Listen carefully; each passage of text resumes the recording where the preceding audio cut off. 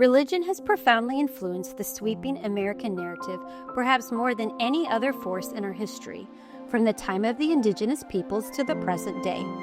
The National Museum of American Religion tells the surprising and compelling story of what religion has done to America and what America has done to religion, including the establishment of the revolutionary and indispensable idea of religious freedom as a governing principle in the U.S., inviting all to explore the role of religion in shaping the social, political, economic, and cultural lives of Americans and thus America itself.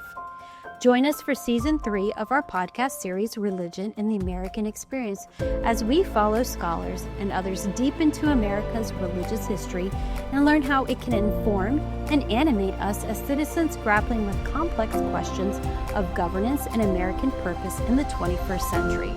Episodes will be released monthly on Apple Podcasts, Spotify, or wherever you get your podcasts.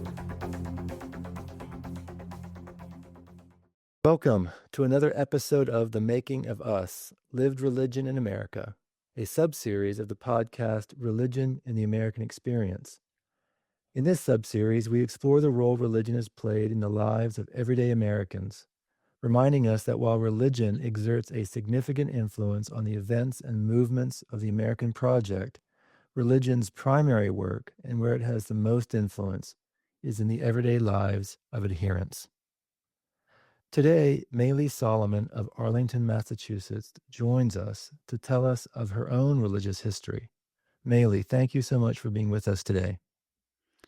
Thank you for the invitation. I'm pleased to be here. So just to start off, tell us a little bit about yourself, leaving out anything serious religious, as we will get to that later. Just help our listeners get to know you a bit. Well, I will try to keep this short. I have an unusually varied background. Okay, great. But cut in if I'm going on at too much length. I grew up in New York and then mostly in Boston. I have studied and worked in quite a range of fields, studio art, commercial photography, business. Then I was an art dealer. Then I was a language trainer and coach and editor. And now now I'm a public scholar and podcaster.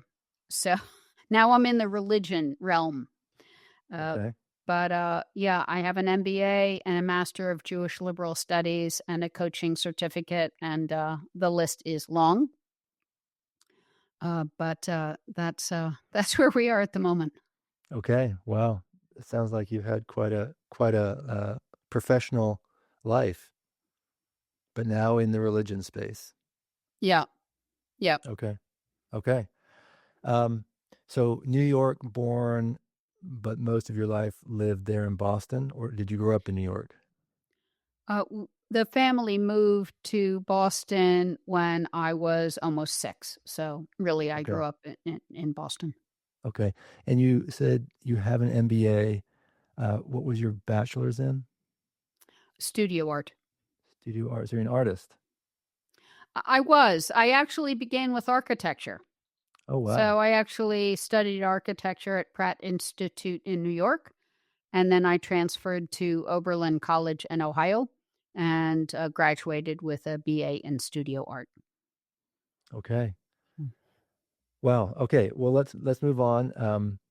But thank you for that. I think our listeners now know you a little bit. And you told me before we started that you're a gardener. So let's add that. Okay. So, Méli, describe for us who your parents and grandparents were religiously. What are their religious histories? Yeah, here again, I think maybe the theme will be lots of change and variety. Okay. That might be the theme. My mom was Protestant. My dad was Jewish. This was actually quite rare. They were married in the early 50s, and that was pretty unusual at the time. My mom's parents and I believe her parents Her grandparents were Methodists. My grandparents were really church-going, very regular. They actually met in the church. So a little story about my maternal grandparents. My grandmother had grown up all over the place because her father was an itinerant teacher and I believe preacher as well. When she was living in Sunnyside, Washington, which is on the eastern side of the state, she met my grandfather in church. He worked for the electric company. He was bringing electricity across the country, which is just a wild concept. And Sure. he went to church and he had a wonderful voice and she was the pianist in church and they met and the rest is history. So, yeah, so they raised their kids in the church. My mother left it at some point in young adulthood. And kind of a similar story for my father. My paternal grandfather was an Orthodox Jew. He davened, which means he prayed every day. But my grandmother she was certainly Jewish and she was proud to be a Jew, but she was not religious. She was Okay. really what we would call a cultural Jew. Like my mother, my father was raised in synagogue. He had a bar mitzvah. And then I think quite soon after that, dropped it. He just never felt that religion or spirituality had a place in his life. But he certainly was a proud Jew and knew history and read the Bible twice and and like that. So it's Okay. quite a mixed story. Yeah, Okay. I could go on and on, but I think that's enough there. That paints the picture for us. So both your mother and your father raised religious, one Methodist, one Jewish, but then left those faiths somewhat, right, in different ways, but were not super active. But they experienced quite a religious upbringing. Do you have any stories about those from their upbringings that they shared? No, No. Okay. no. The only thing I know, I mean, it's an interesting question, Chris. The only thing I know is that my mother grew up in a musical household. So, as I mentioned, her mother played the piano, her father sang, and my mother, her sister, and her brother were all basically, it was required to do something musically. It was Right. just, part of the air that they breathed. My mother and her sister both sang. They sang in church. It was a regular thing. They also played piano, and my uncle played the flute.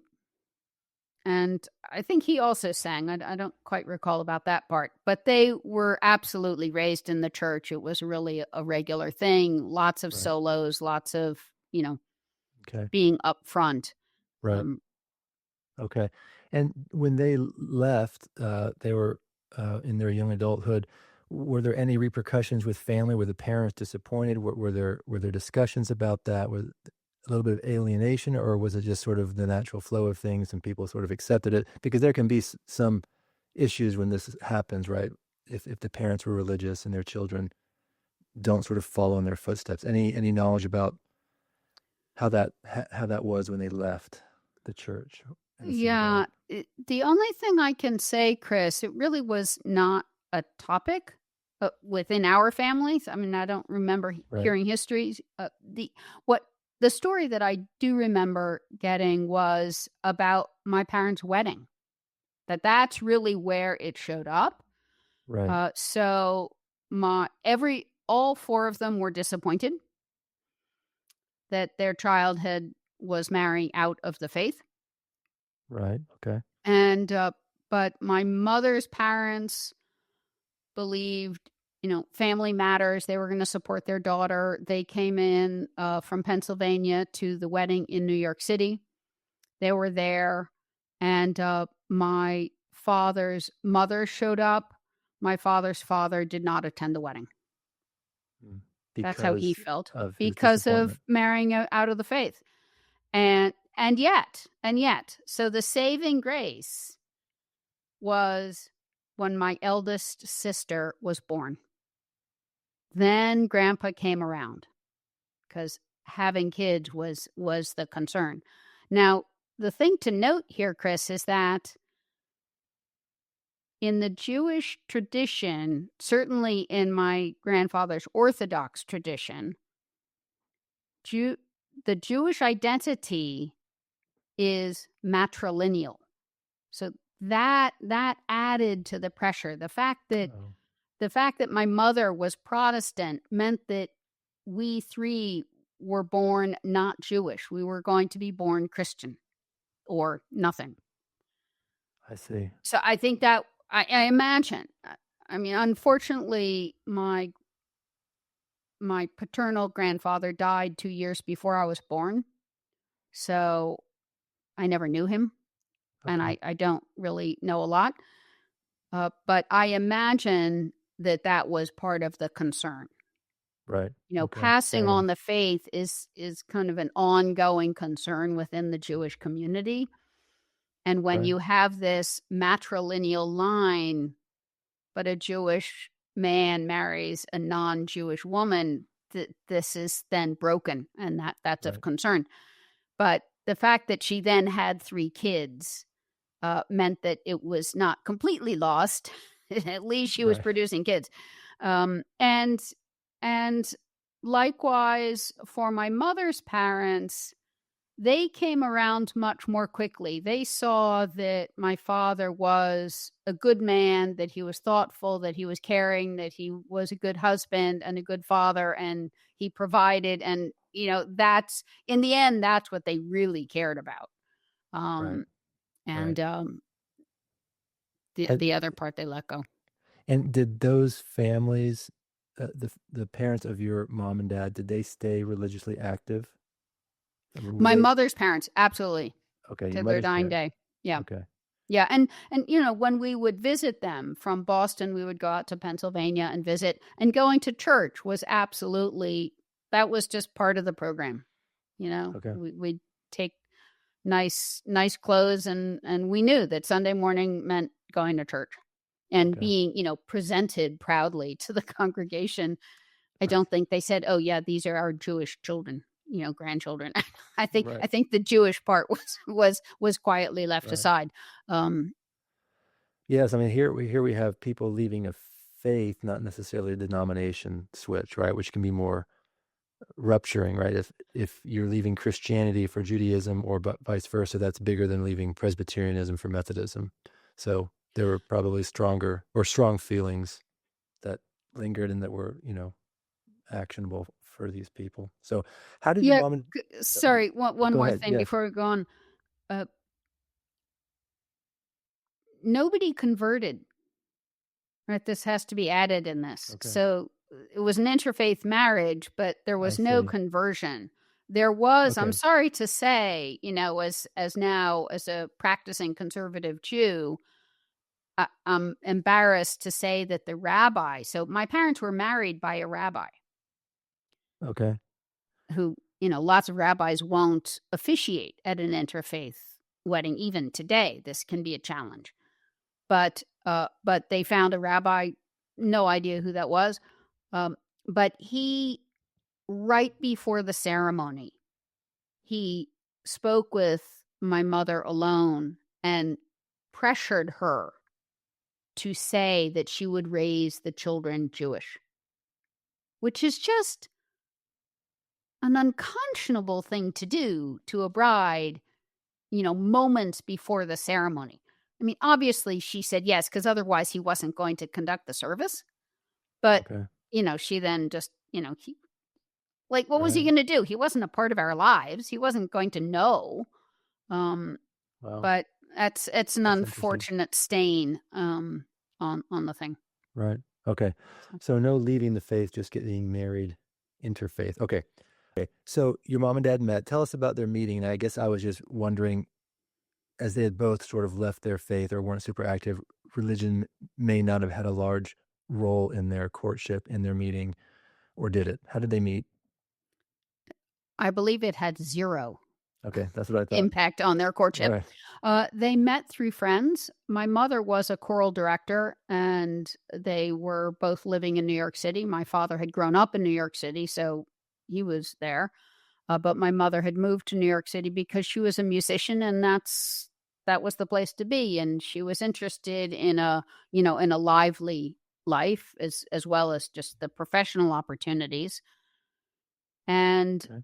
she was dating. I know she had lots of offers of marriage, and in fact, we heard a funny story that her father at one point got quite annoyed with her and said, "Oh, just pick one. Come on, just pick one." But she held out. She felt none of these guys were right for her, and then a mutual friend said to her, "I know who you should marry. You should marry Joe Solomon." And they met at a party.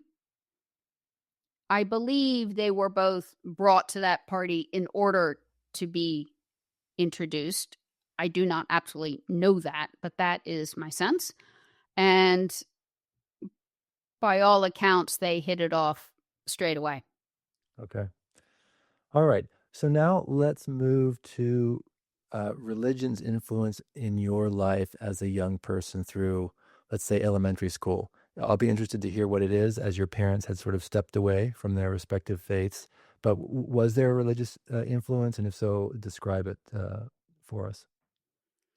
Well, I'm going to go a bit off road here, Chris, Perfect. because the nature of my upbringing meant that all of my school years until mid college, until that second college, Oberlin,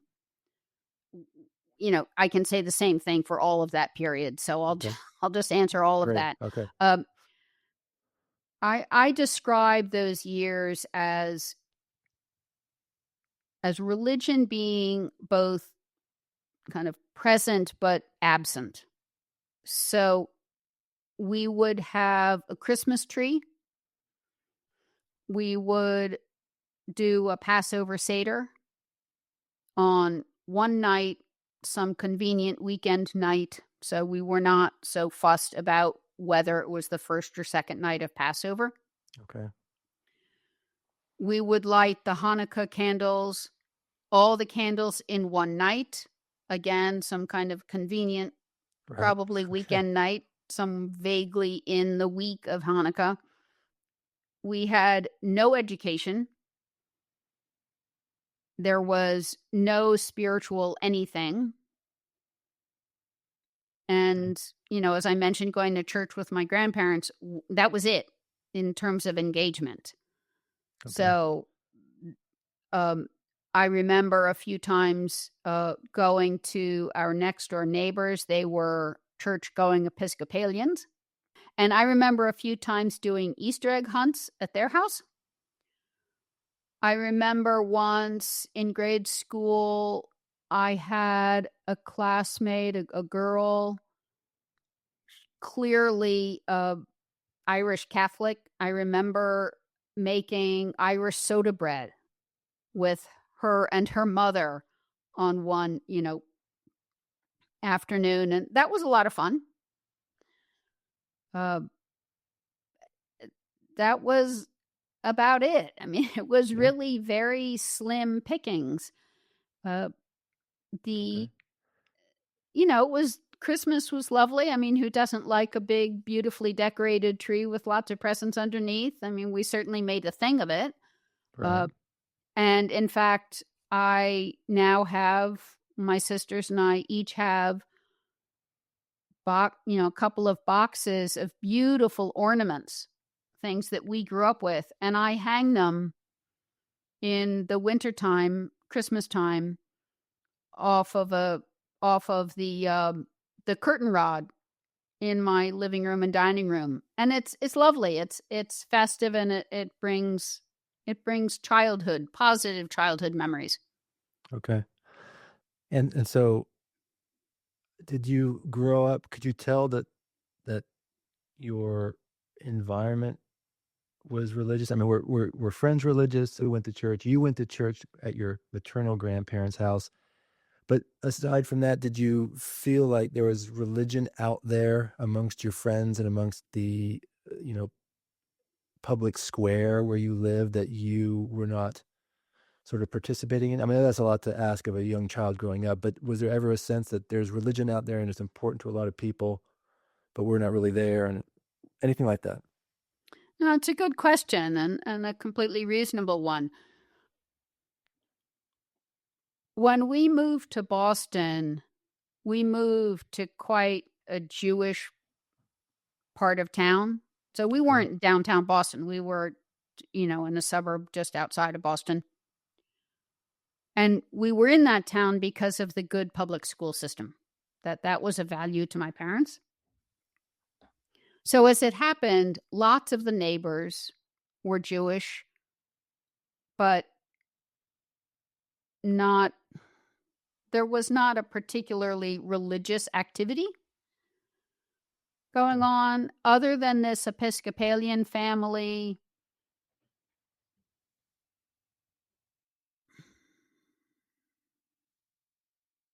I really don't. It's funny. You're really making me think here. I don't recall very much religion among any of my classmates. Okay. In high Fair enough. school, I did date a Jewish guy. His family was actively Jewish, and that was the first time I was with somebody who was really definitely Jewish, and they did the holidays and all of that. Um, Okay. it might have been just, I don't know, the kind of educated liberal circles that we Right. moved in. It might have been, we're talking about 1965 to late 70s.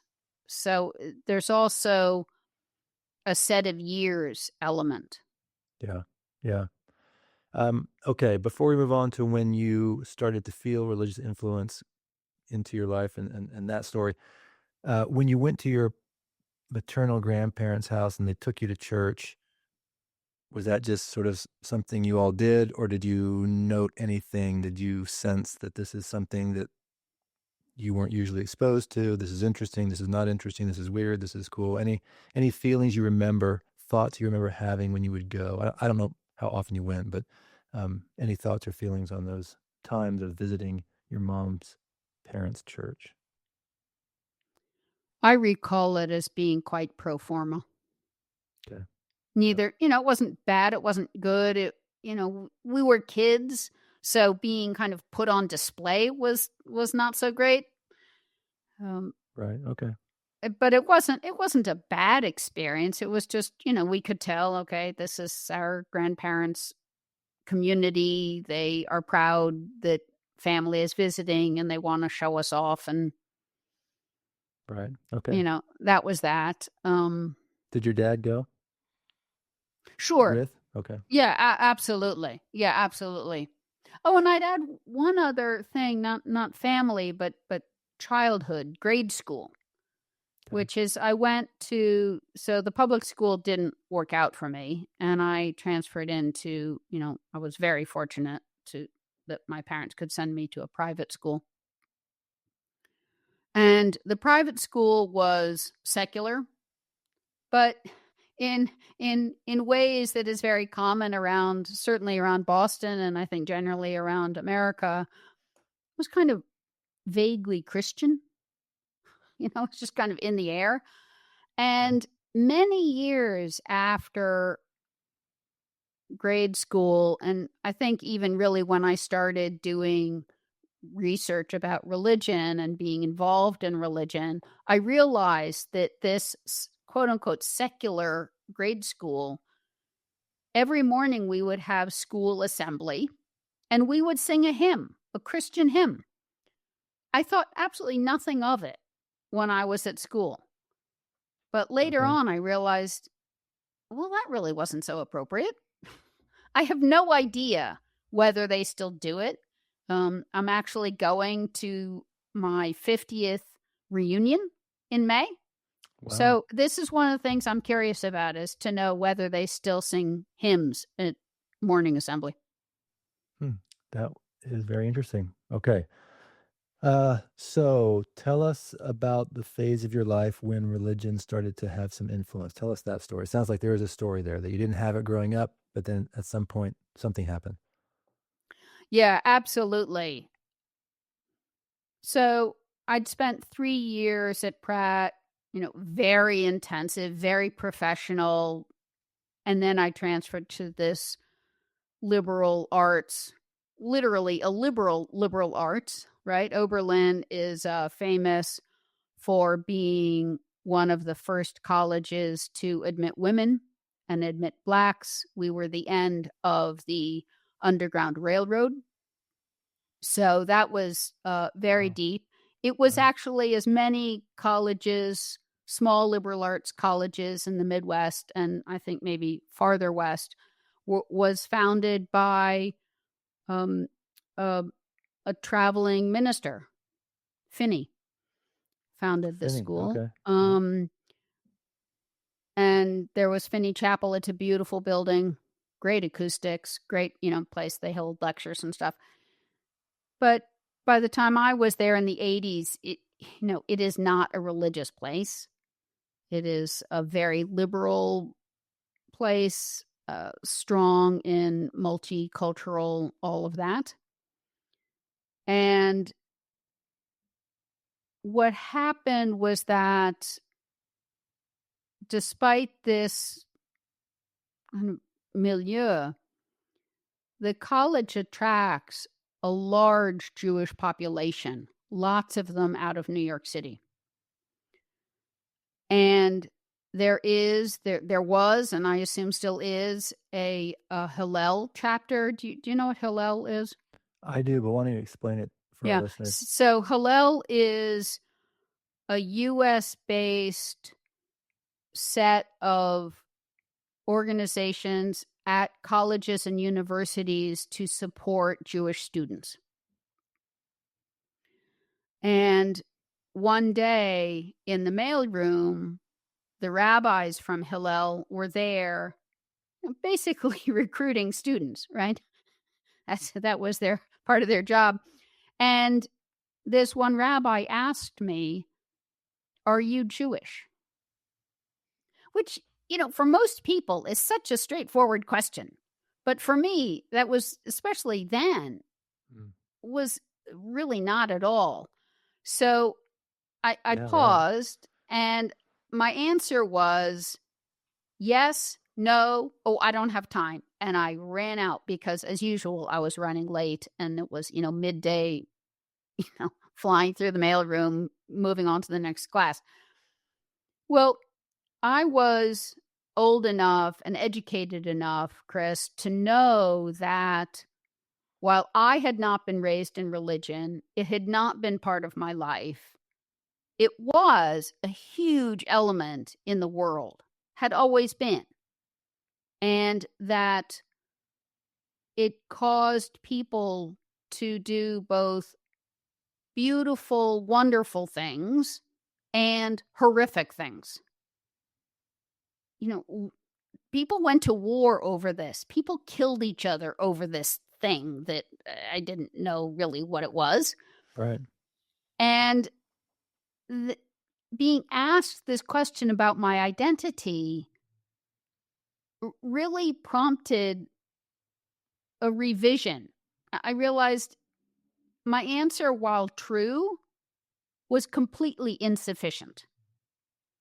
And I really felt that for the first time that I had a gap in myself where religion was supposed to go. And I needed to sort that out. So that was Wow. early 1980s. And I've been sorting it out ever since. Wow.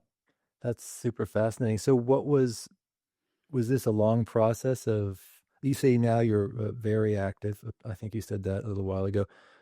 Can you give us a short description of those early that the few months after that question, what happened? Anything significant in the few months, or did it take years? What did that look like? And give us a couple of stories along that spectrum, along that timeline. Yeah, good question. Uh, Frankly, given that that was early 1980s and it's now 2025, it's a little hard to Fair reconstruct, enough. to be Yep. honest. Uh, so I can't say really months, but Right. fairly quickly, I realized, okay, let's start with the two religions that I kind of sort of inherited. That seems like a reasonable place to start. And I very quickly realized that Christianity, Protestantism or otherwise was was not the answer for me because I just could not cotton to the idea of taking Jesus as my Lord and Savior. That just didn't fly for me.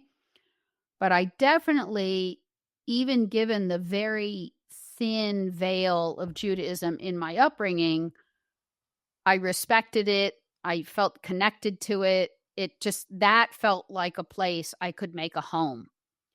Right. And for a number of years after that, really through the rest of college, through my 20s, I explored. I took courses, I read, I visited different congregations, I did different services, I learned about holidays. It was Okay. really the smorgasbord of religious education, completely self-directed.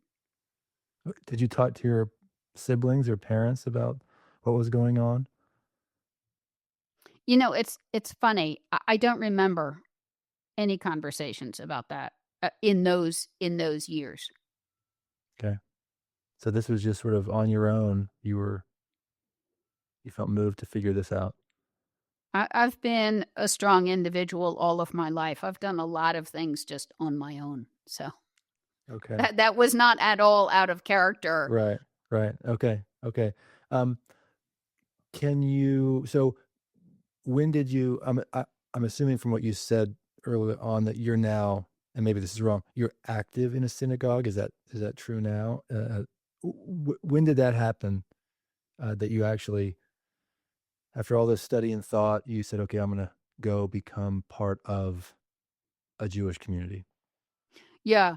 I moved to Seattle in 1997 and I joined my first synagogue that fall. So I moved in the spring and I joined my first synagogue, Beit Aleph Meditative Synagogue, in the fall, in that fall, and I've been a member of a synagogue, one synagogue or another, ever since. And what precipitated that first joining of a synagogue? Anything in particular, or was it just time? You said, "Okay, well, I've thought about it enough. I felt this is right. I'm just going to go join." Or did something happen where you said, "I need to go. I need to join"? Yeah, I was going to get married,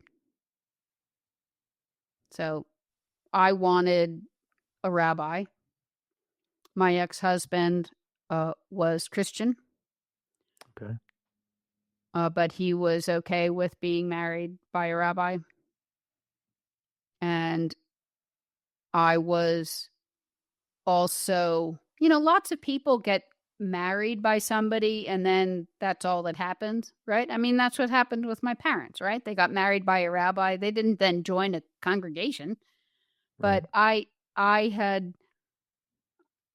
fairly recently moved to Seattle and I wanted to be part of a community. This seemed like the time to kind of settle into something and deepen my knowledge and Okay. get involved in a community. So, in looking for a rabbi for the wedding ceremony, I was also very upfront that I'm also looking for a community to join, which, certainly was an attractive thing for them to hear. Sure. Absolutely. Okay. Well, let me ask you the last question, um, which you talked a little bit about before we started today. In a sentence or two or three or four, you don't have to limit it. What has religion done to you? So the language trainer in me wants to parse that word a bit. So you say to you, and I know that you and your team there at the museum have been very intentional in using that word. I would say to my ears, when you say to you, that says, what is the effect on me? Like I am receiving, I'm impacted by something. Which is one way to look at it. An alternate word that I would use is what has it done for me? Which means how has it benefited me? And these are two different questions for me. The the the four is more resonant for me. Okay. Especially since religion is for me what I call adult onset religion because I wasn't raised in religion. It's been much more intentional on my part. Right. So as an adult, even a young adult, there's been more of a sense of I have a need and I'm going to go look for something that will service that need, that will fill that need. Yeah. So, given all of that, I would say there are four main areas that religion has served me. One is it's a grounding for my identity. You know, I reach back into my paternal line. Right. I cherish the physical objects that I have from my paternal grandfather, his prayer shawl, his prayer books, things like that. I recently learned more about his father. So my great grandfather on my father's side, I learned that he was generous to charities, Jewish charities, and I still give money to HIAS, which was an organization he gave money to, right? Wow. It stands for the Hebrew Immigrant uh, Assistance Society, I think is right. They now help immigrants from any country, but it was founded in the turn of the last century to really help Jewish immigrants. I In think I've any heard event, of it. so Yeah. that was an amazing thing to see, to find this piece of paper, you know, asking for Right. donations and et cetera like that. So grounding of my Jewish identity. The second I would say is the ethics. And the third is practice, the weekly and annual cycle of observance, holidays, text study, all of that is really important and keeps me in a rhythm that I find very helpful. And the fourth is community. Just like looking for my very first synagogue in Seattle, I still cherish being part of a community. I'm single, I have no kids, I live alone. All of my work is alone. So I could get very isolated very fast. Sure. And being part of a community that I help support, I give to, and I receive benefit from is just enormously value.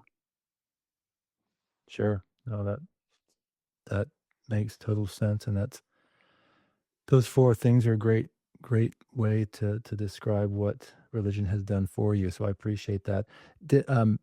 Before we close, did you talk to your parents? So Were they alive when you became involved in that first synagogue in Seattle? They were. It was sadly very soon before my mother died, but they were aware. And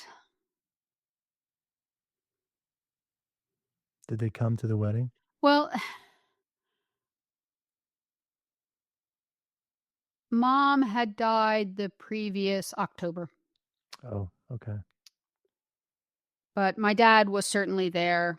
He was happy to be there. My sisters were there. They were my, you know, maids of honor Right. Okay. for Beautiful sure. story. Had what your siblings, did they become religious at all during those intervening years? That's kind of I'm the most religious of all of my cousins on both sides of the family. Of any religion. It's not like, Right. Right. somebody else does other things.